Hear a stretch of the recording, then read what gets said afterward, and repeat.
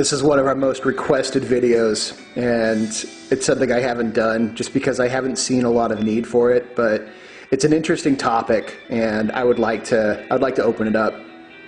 Vampires. A lot of you have written in saying that you were a vampire, and all sorts of nonsense. So let me give you a quick rundown of my knowledge of the cults of vampirism. The Illuminati at the highest levels are all vampires. It's part of the nature of the cult that they are part of. Now, I have personally, throughout my life, which has been marred with some very interesting occurrences and how I've gotten a lot of this knowledge, I have personally been invited into and have watched a number of different vampire ceremonies, some of them very legit, some of them not legit, throughout different cultures and different subcultures. I have been to Mexico and seen what they call a filth eater, which is a goddess that is connected with centipedes, with bats, with anything that eats the dead. And from my understanding, they were eating human flesh at that time. I have also been in and around cults from Haiti, like the Sacre Rouge, which is the Red Eye cults, and the Bizango cults, that one of our members who has passed was a Hungan Asogwe, which is the highest level voodoo priest in Haiti, initiated in Haiti, and connected with Quimbanda in Brazil, and some other Cuban-esque Afro magical religions where the arts of vampirism and shape-shifting are strongly associated together. Now, there is a werewolf cult as well. A werewolf cult primarily came to Haiti through the subjugation of the Haitian people by the French. The French got their werewolf cults from their Paleolithical folk religions that worship wolves. So you have a strong werewolf cult that comes out of Europe. You have a werewolf cult that comes out of Germany, which is mostly associated with Odin. Even the Greeks had werewolf cults that were associated with Apollo and Zeus, strangely. So you have this mixture of ideals and predatory associations coming together and hunting humans. Now, here's where it gets kind of tricky.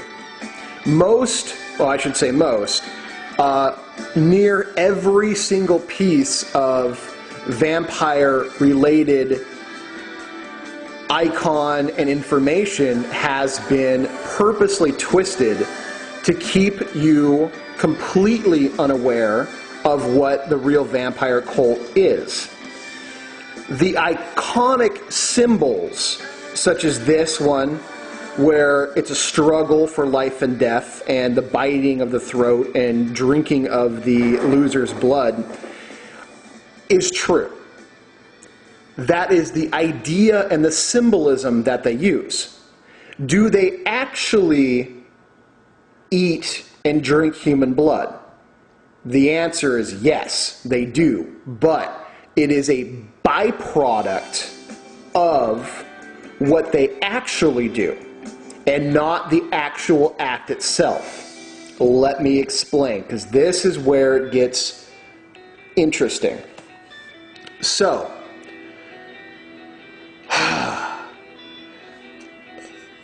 the oldest vampire cult that I personally know of, and Wendigo cult, actually, There is an Algonquin Indian that I know who has introduced me to the Wendigo cult, and this is very similar to a combination of vampiric and werewolf cult. It all basically is the same process. The oldest vampire cult that I know of comes from Spain. Now, this is just my own personal information and from what I've actually been involved in, have actually seen, and at one point had an invitation to join. I turned them down. The vampire cult that I knew of relied on a base of alchemical procedures of astral travel. So when you see the coffin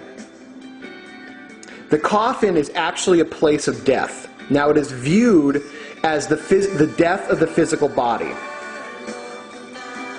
Old alchemists see it as the flask, or they would put gross physical matter inside the flask and let it rot.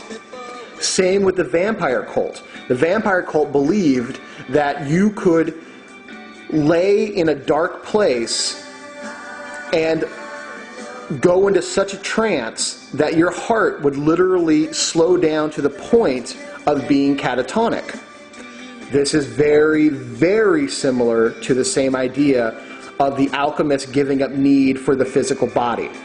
What happens at that point is, because your awareness leaves your physical body, you are released into a spiritual awareness. Now, the vampire cults use this as sort of the gas or mist that trails out of the coffin. That's why vampires are said to be able to turn into mist. The alchemists use this as the gas being released from the rotting vegetable or gross physical matter from within the flask. There's lots of symbolism of seeing an alchemist screaming his last breath inside the flask as his body dies, and a spirit rising up out of his mouth. This is an alchemical procedure for astral travel. That's really where the similarities end. In the vampire cults, or even werewolf cults, once you are in the astral body, you then use an ideal. Now, a lot of the vampire cults used bats or anything that had a biting, hunting mentality. And they would shape-shift their bodies, or their astral bodies, into this winged, because you had to fly, so they used wings, fanged, because you had to bite, so a bat worked really well for this, creature that would fly the night, or the astral world, which generally appears to be sparkly like the stars, and you would find the spirits and souls of other living beings to feed on. And when you fed on them, you would gain their physical vitality, their strength, their spiritual, not physical, but that did lead to your physical strength. You would drink from them, you would hunt them, attack them. Usually they're in a catatonic state. Most people are fully unaware of what their astral bodies are doing. That's why they're said to be able to mesmerize you, because your astral body, for the most part, for most of you, just kind of like stumbles around the astral plane and doesn't know what it's doing. And it gets eaten, gets sucked on. But not like right now, but there are times where things will attach themselves to you, and when they knowingly attach themselves to you and they're eating you, that is part of the vampire cult. Okay? They train themselves to go out and drink the life force from astral entities, or astral humans, or humans in their astral body. And they bring it back, and they go back into their bodies, and they download that energy they gotten into their own vitality, into their own strength, and use it for their magical workings. Okay? I mean, honestly, that's how simple it is, but it's so much more than that. And because a whole religious basis that's very reptilian, interesting, comes from the fact of, now these are the hunters of humans. And after you do it, your mind begins to change. You begin to see humans as cattle, as food. Now you understand. Now you begin to look at the world differently. You're a predator, and everyone else around you is prey. And you have a whole religious nature around it, where it's good to do this. It's good to drink blood. It's a vital source. And the unilluminated, the uninitiated, is your prey. Therefore, you're illuminated, you're part of the Illuminati, and everyone around you who is not aware of this knowledge deserves to be eaten, because if they were smarter, certainly they would figure it out, right?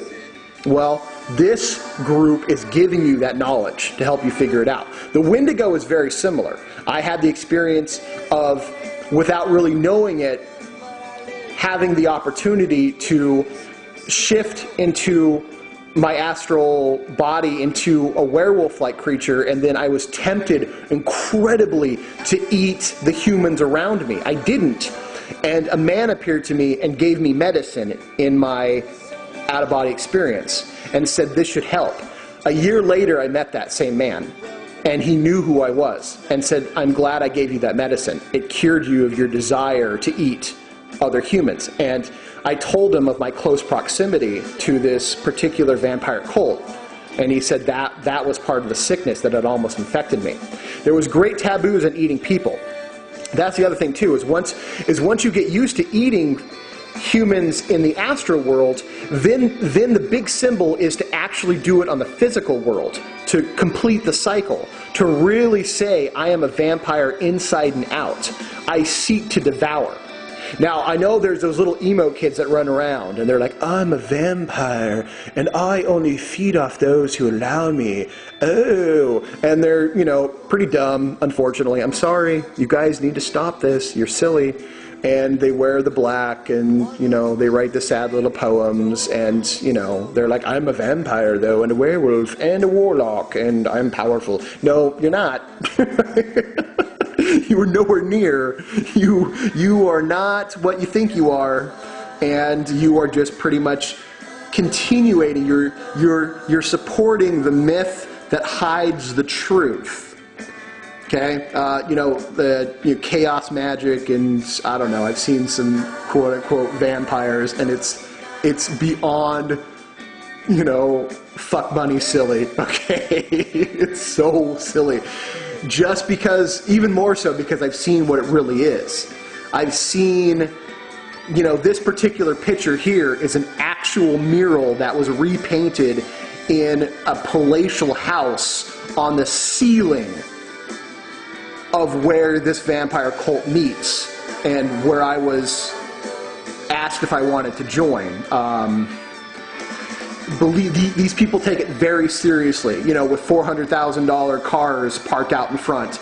This is part of the religion of the truly, truly wealthy. And they not only drink the blood of you in your astral form, the blood of the earth is money. And they suck that dry too. That's something for you to think about.